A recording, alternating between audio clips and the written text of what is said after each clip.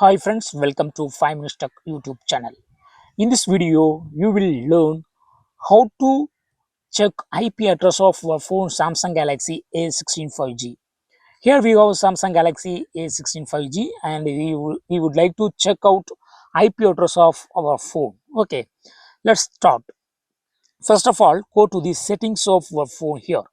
Then scroll down and finally you will find about phone. Just click on about phone and here you will find status information. Just click on status information and here you will find the IP address and it reads 2409 colon 40F4 colon 1029 colon 5D36 colon 8000 colon colon 192.20.0.4.